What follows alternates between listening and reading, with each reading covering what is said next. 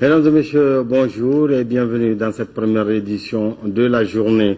Édition qui démarre un peu en retard en raison de la proclamation en direct des résultats définitifs du deuxième tour des élections législatives du 15 décembre dernier.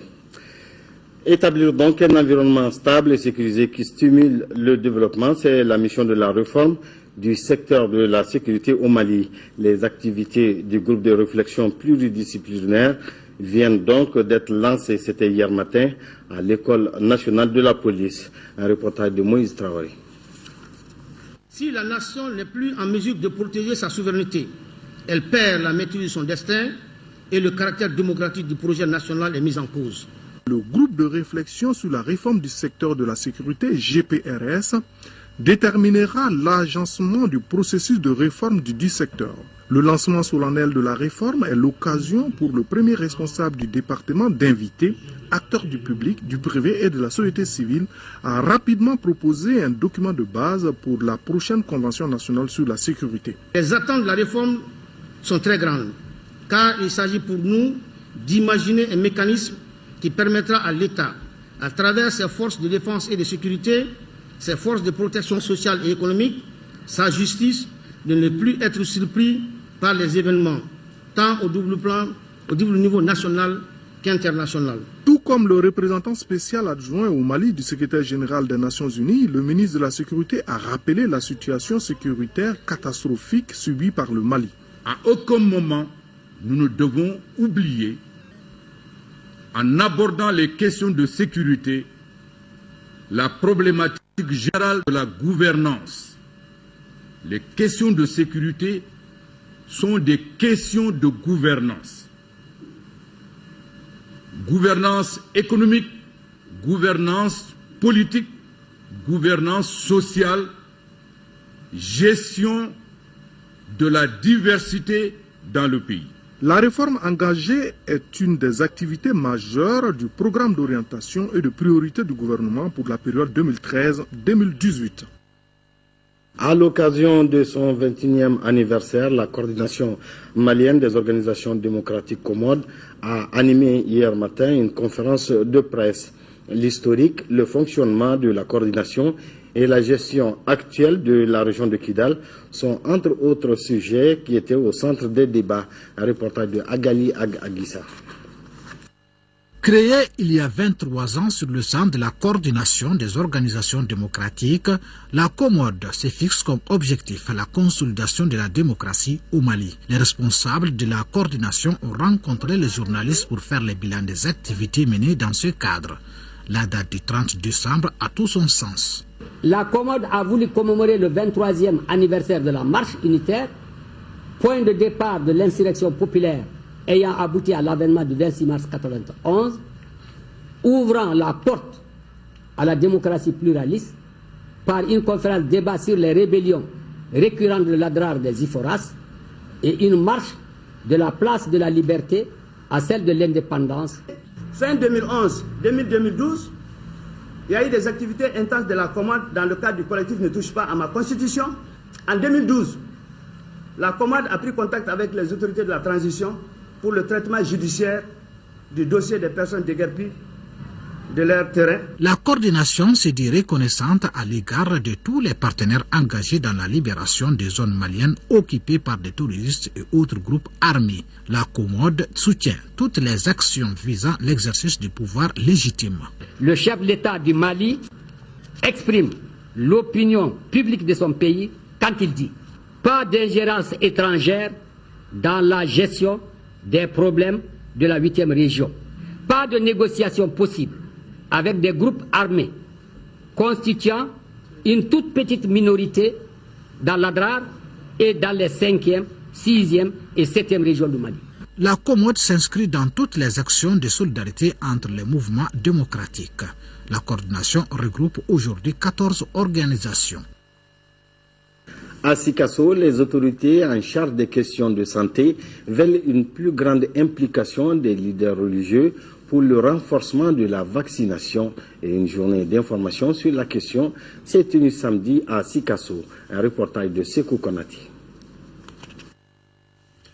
Par l'organisation de cette journée d'information et de sensibilisation à l'intention des leaders religieux, toutes confessions confondues, de la région de Sikasso, le Centre national d'information, d'éducation et de communication en santé CNIEX, avec l'appui de l'UNICEF, veut ouvrir un espace pour distiller le maximum d'informations sur les avantages de la vaccination dans la protection des populations. Elle se tient à un moment où les résultats obtenus sont en deçà des attentes en matière de couverture vaccinale. 67% des enfants entre 12 et 23 mois seulement sont complètement vaccinés. Il y a des efforts à faire dans ce sens-là. Les réticences aux journées nationales de vaccination, ça se fait à toutes les journées nationales de vaccination de tous les ans. C'est là qu'on voulait certainement s'attaquer au niveau du Sikasso. Des résultats qui nécessitent une forte implication des leaders communautaires. Les religieux, c'est parce que ceci.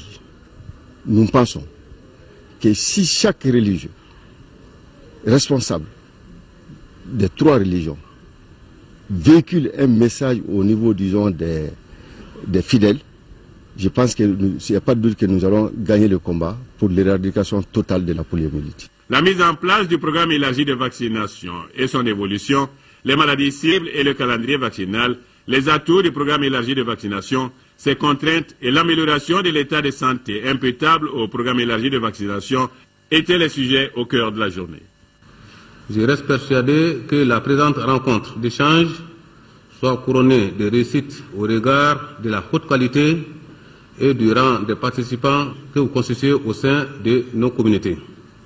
Une journée d'information rendue possible grâce à l'appui de l'UNICEF. À Ségou, le bilan de la gestion du conseil de cercle de Ségou a fait l'objectif d'une restitution publique. La rencontre qui s'est déroulée ce lundi au siège de la maison des collectivités cercle a permis de faire le point du conseil administratif au titre de l'année 2012. Kandesila. Il ressort du compte administratif présenté au cours de cette restitution publique que le conseil de cercle de Ségou a enregistré un excédent budgétaire de près de 70 millions de francs CFA entre les recettes et les dépenses effectuées en 2012.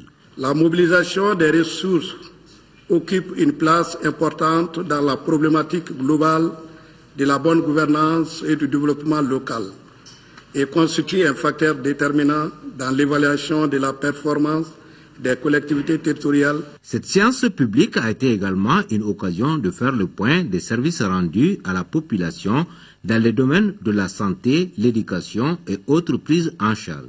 En ouvrant les débats, le représentant du gouverneur de Ségou a salué ce cadre qui se veut un exercice démocratique. Depuis quelques années, nous sommes dans cet exercice et nous pensons qu'il permet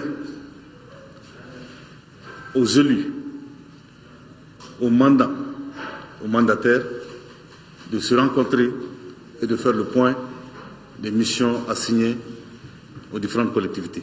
Enfin, la rencontre a fait la situation du taux de recouvrement des taxes au niveau des communes. Les communes de Djedougou, Baguinadougou et Samaflala ont occupé respectivement les 3 premières places.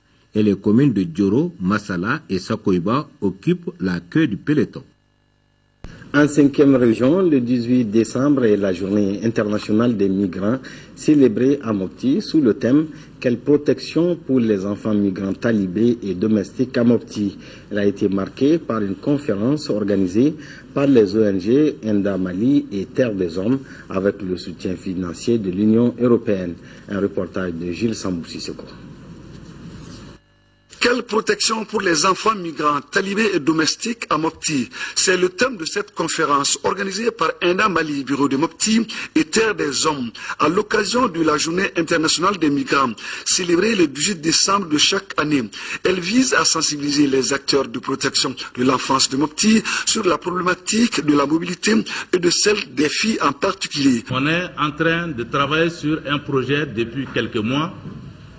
Un projet qui est focalisé sur la migration des enfants et singulièrement des petites filles qui quittent leur terroir pour aller dans les centres urbains. Et en termes d'enfants migrants, vous trouverez certes les filles qui quittent leur village pour venir travailler dans nos ménages, mais il y a aussi les enfants qui sont dans les écoles coraniques, qui font les va-et-vient avec leur maître à la recherche de savoir coranique. Et il y a d'autres personnes, d'autres enfants qui font aussi des va-et-vient donc pendant l'intersaison pour aller dans les centres urbains, travailler, avoir quelques revenus pour aller soutenir les familles au village. Donc c'est pour pouvoir aider tous ces enfants-là dans le cadre de leur mouvement migratoire que nous avons initié ce projet-là. Des questions de compréhension et un sketch en rapport avec le thème ont meublé cette célébration qui s'inscrit en droite ligne du projet protection des mineurs migrants non accompagnés en Afrique de l'Ouest. Ce projet est financé par l'Union européenne et Lead Medicor et exécuté dans 5 pays qui sont le Burkina Faso, la Guinée, le Bénin, le Togo et le Mali. Aujourd'hui, 31 décembre, dernier jour de l'an 2013, ce dernier jour est l'occasion pour les Maliens de se retrouver pour fêter le passage à la nouvelle année. Pour des raisons de sécurité, le gouvernement a dans un communiqué interdit l'utilisation des pétards sur toute l'étendue du territoire national. Alors, voyons dans ce dossier signé Kadiatou Kone comment les marchands de pétards et autres citoyens ont accueilli cette décision. Cette année, tout comme l'année dernière, les autorités maliennes ont interdit l'utilisation des pétards et feux d'artifice pour les fêtes de fin d'année sur toute l'étendue du territoire national. Au grand marché de Bamako, la nouvelle bouleverse les marchands de pétards.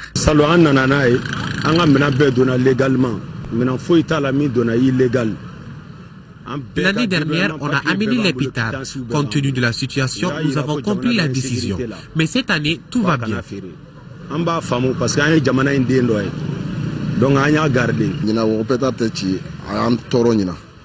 Vraiment, cette décision nous bouleverse. L'année dernière, on a compris. Mais l'État a pris l'argent des dédouanements. Donc, cette année, on doit pouvoir vendre. Généralement, ce sont les jeunes qui utilisent les pétards pendant les fêtes et certains approuvent cette décision. Jusqu'à présent, le pays n'est pas stable. Interdire les pétards est une bonne décision. Mais si on pouvait rembourser les marchands de pétards, c'est une bonne chose. Ça, c'est une bonne décision venant des autorités. Parce que les pétards provoquent beaucoup de dégâts.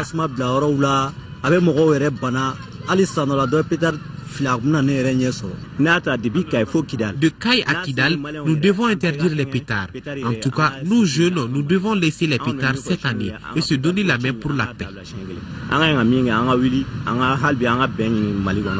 Néanmoins, d'autres désapprouvent. Les autorités stipulent que cette décision a été prise pour la sécurité de tout un chacun et les contrevenants s'exposent à des sanctions. Bonne fête de fin d'année, bonne heureuse année 2014. Ambiance, mais prudence.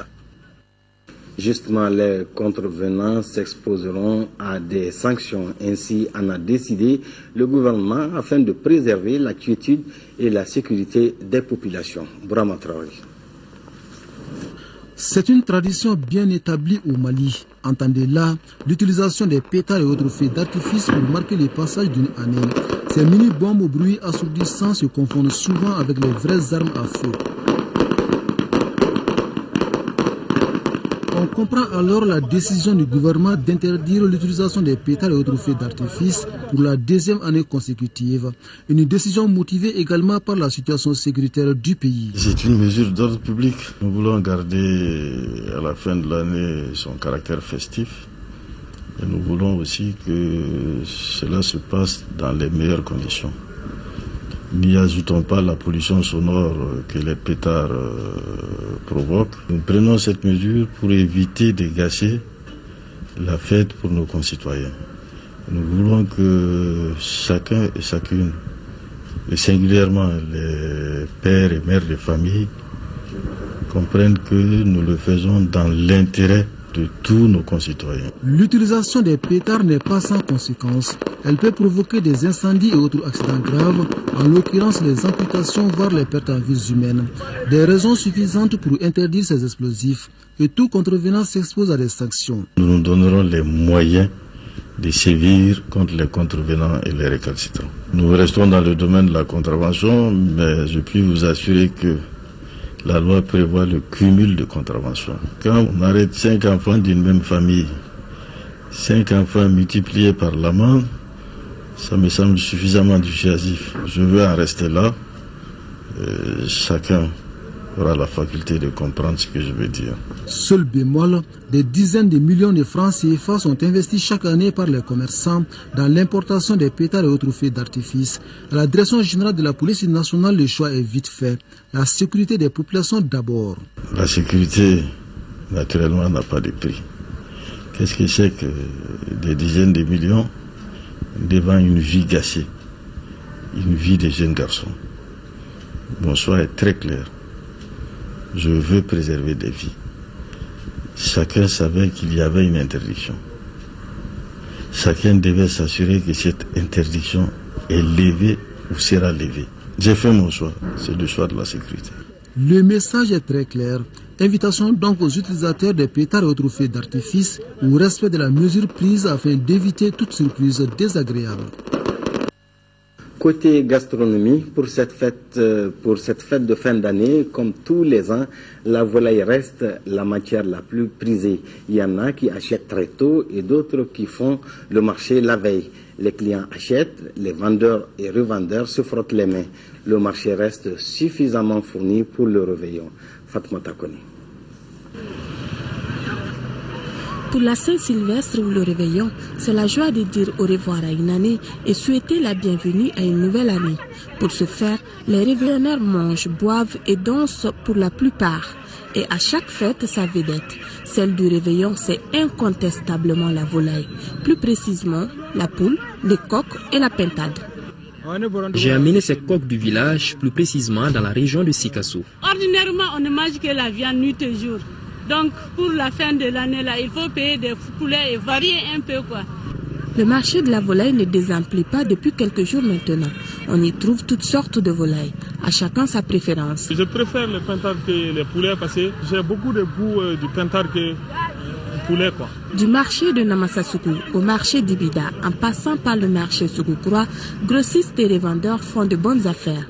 Les prix varient entre 2500 francs CFA et 6000 francs CFA. Nous vendons les kilos actuellement à 2300. J'ai fait à 3000 francs, 3000. Tandis que les revendeurs déplorent des difficultés liées à l'approvisionnement, les clients dénoncent la flambée des prix.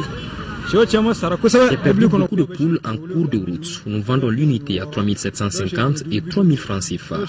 Et les villageois ont une écoute particulière du prix, c'est pourquoi le prix a grimpé. Le marché était inondé, donc nous étions obligés de conserver nos chairs dans des chambres froides.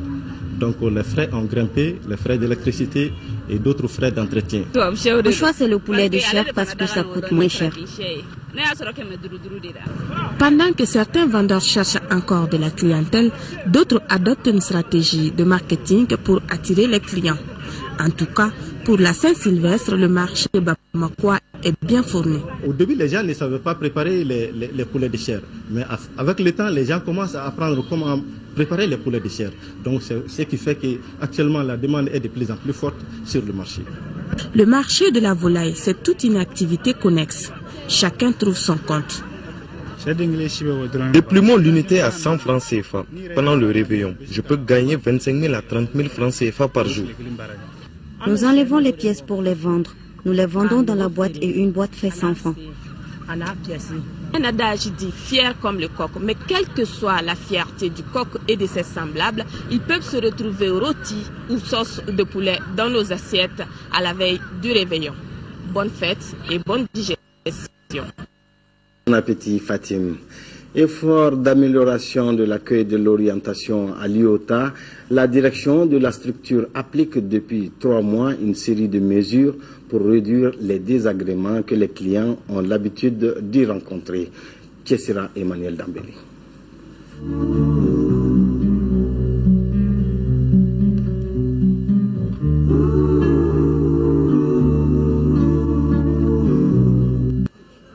« 26 décembre, salle d'accueil de l'IOTA. À 10h26, on a déjà arrêté d'enregistrer de nouveaux patients dans la file d'attente.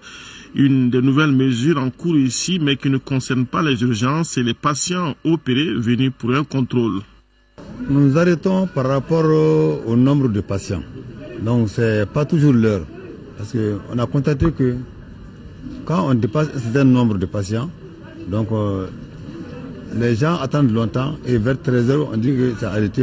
L'IOTA, c'est un centre qui consulte avec les seniors et les étudiants. Donc à un certain moment donné, on doit arrêter la consultation. Autant ne pas prendre quelqu'un que de le prendre et ça c'est pendant 1 heure, 2 heures de temps et puis on dit il vient demain. Donc ça crée un désagrément. Pour éviter ça, nous avons décidé d'arrêter à un certain nombre. Bon, ce nombre-là, ça varie des jours.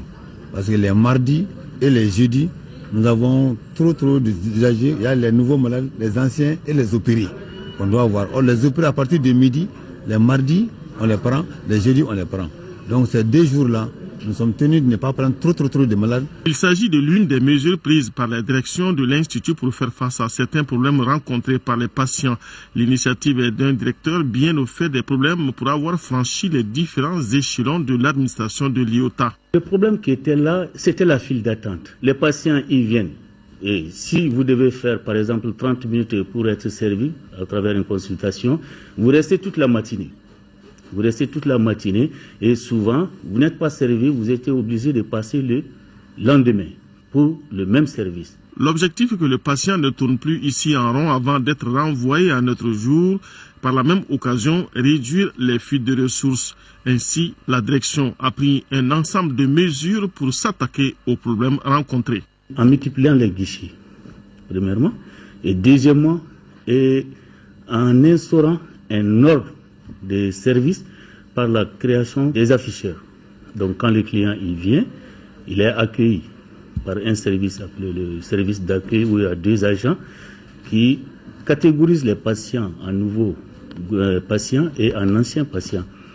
Alors les clients, ils prennent leur ticket eux-mêmes et ils attendent.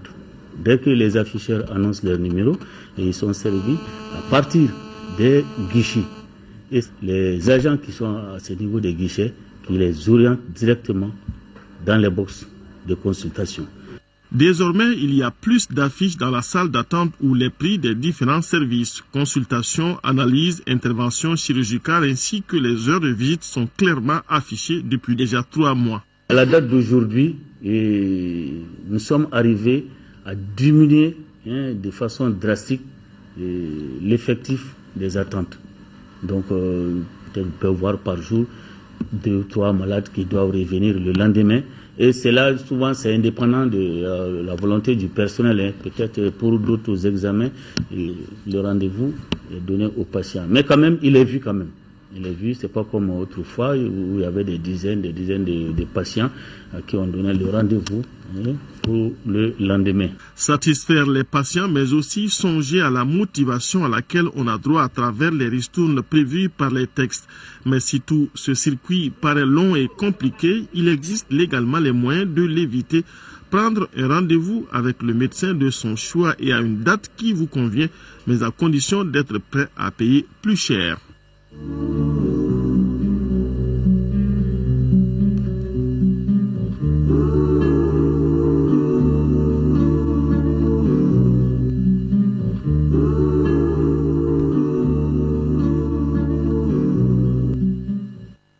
C'est la fin de cette édition. Merci de l'avoir suivi.